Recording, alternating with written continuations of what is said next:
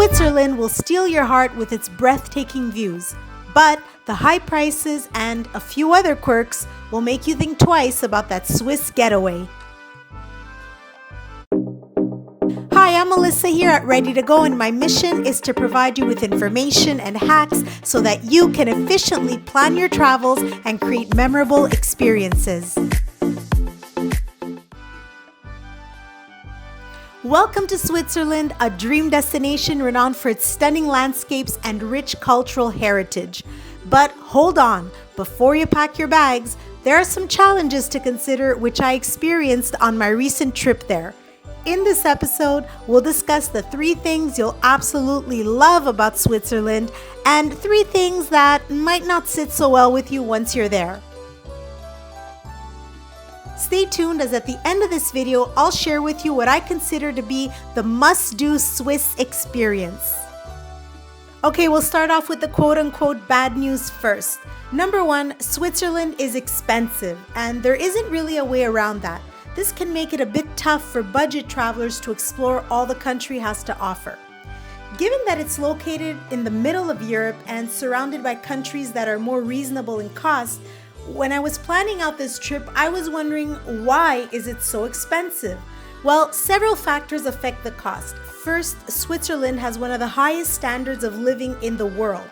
The average annual salary this year in 2024 is 78,000 Swiss francs, which is over $87,000 US.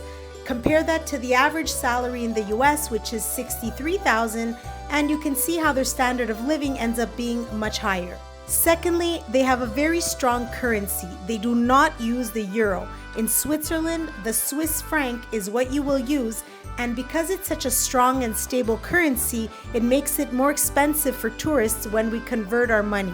And third, Switzerland is just synonymous with quality and luxury.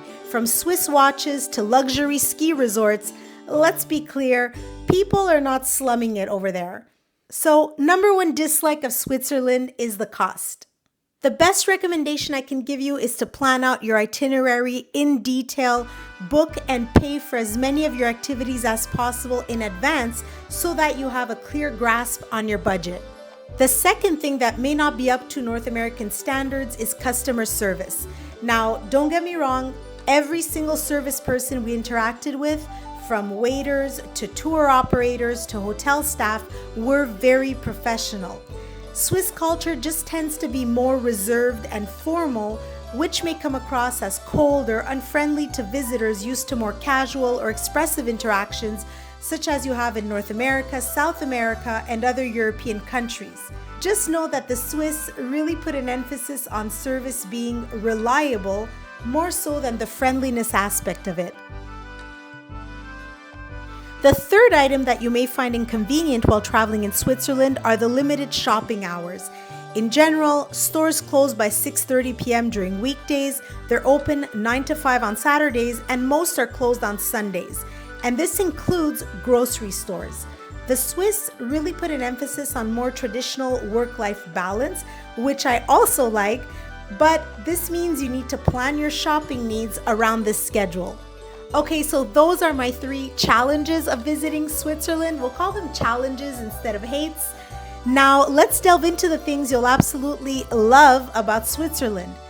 First off, who can resist Swiss chocolate and fondue? Every grocery store and convenience store will have entire shelves of Toblerone and Lindt chocolate. You'll see varieties that you may not find back home. Some places also have Lindt hot chocolate. And whatever you choose, it just somehow tastes so much better than those same brand products when you purchase them in other countries. If you're in Zurich, I highly recommend visiting the Lindt Chocolate Factory. They provide a highly interactive tour where you learn about the history of chocolate, what makes Lindt so unique, and the best part, yes, you get to taste it.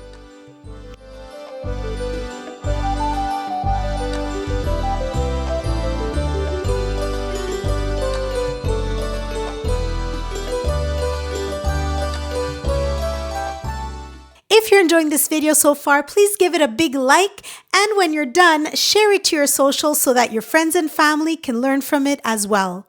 Now, the other food you must try in Switzerland is fondue. If you're not familiar with it, fondue is basically a shared hot pot that you dip your food into. Now, because it's a very hot meal from start to finish, fondue is mainly a winter food, and in smaller towns, you'll struggle to find restaurants that serve it in the summer. But in more touristy cities such as Lucerne, where we had it, you will be able to get it year-round. Now, there are 3 types of fondue. The most traditional is the cheese fondue, where you dip the bread into melted Swiss cheese, and yes, that's as delicious as it sounds. Then you have meat fondue, which is usually beef that you season and then dip into a broth, and you wait for it to cook in the broth. And finally, for dessert, you have chocolate fondue that you dip fruit and biscuits into. Our second love of Switzerland were, of course, the mountains and stunning scenery. Although it's a landlocked country, Switzerland has over 7,000 beautiful lakes. Then you have the Alps, ski resorts, medieval towns, and big green fields. The travel between locations is an excursion in itself. We had actually rented a car, as for us this was part of a bigger trip that started in Italy, and it was a great option because we got to be on our own schedule. Now, getting back to our love of Swiss landscapes, something all travelers must do is to ascend at least one mountain in the Swiss Alps.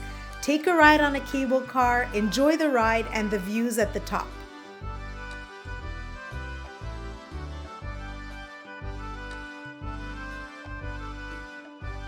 And here we go. Okay, this chairlift is fast. It's fast.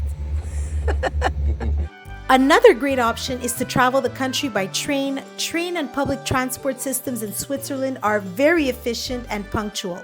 Now, the cost between getting around with a car or via train is actually comparable, so choosing between a rental car or train really depends on your itinerary and what you want to do while you're there. Which brings us to our third love of Switzerland, the amazing experience we had on the Bernina Express, also known as the Little Red Train. The Bernina Express is one of the most scenic train routes in the world, as it passes through alpine landscapes, winding tunnels, crystalline lakes, glaciers, and picturesque valleys. Now, the train in and of itself is a unique experience, as it's equipped with large panoramic windows that provide unobstructed views of the scenery. It also has air conditioning, comfortable seats, free Wi-Fi, some narration in multiple languages, and snack service.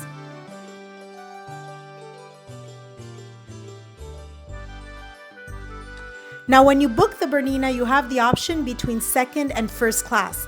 Both classes have the panoramic windows. The main difference in first class are the leather seats, more space, and a few treats and freebies. We booked the first class and we were served complimentary refreshments and snacks, as well as some liqueur shots at one of the stops, which was a cute surprise.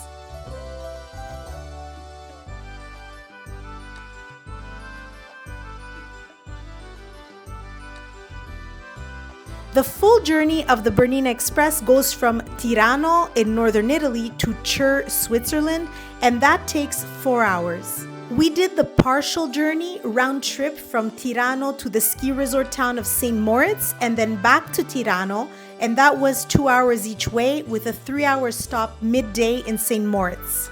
Now, Tirano, although scenic and historic, is not the most easily accessible town, so if you don't have a car rental or you're doing a one-way journey, there are bus services that run from either Milan, Italy, or from Lugano, Switzerland to Tirano. These bus rides take approximately 3 hours.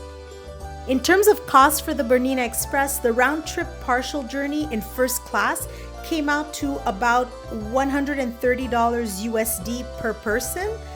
Just my opinion, if I had to do it again, honestly, I would be very happy with the second class option, which is almost half the price. And as with every other train in Switzerland, you are allowed to bring your own food and drinks on board.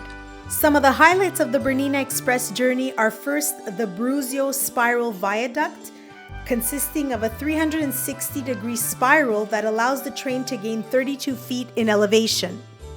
It was built using local stones, blending in well with their surroundings.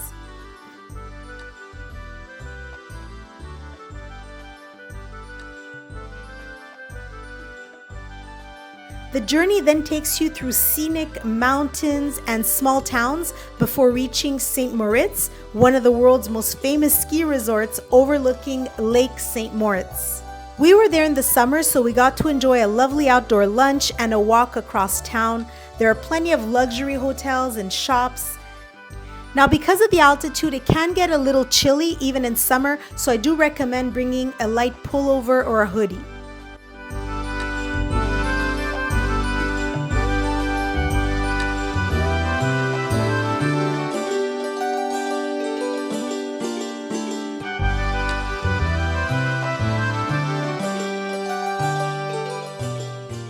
So guys and gals, the Bernina Express is my must-do experience that I recommend for you. Please make room for it on your budget and on your itinerary. You won't regret it. So there you have my 3 loves and challenges of Switzerland. While the high cost may be a hurdle, the beauty and cultural richness of this country make it a must-visit destination. Whether you're a nature lover, a foodie, or a history buff, Switzerland has something for everyone. Now, have you been to Switzerland or are you considering a trip there? If so, please share your questions or experiences in the comments below. I hope you enjoyed this video, so to make sure you don't miss out on new travel content, hit that subscribe button right now and turn on the notifications bell so that we can keep exploring the world together. Now, for more informative travel videos, click on one of these to make sure you're always ready to go.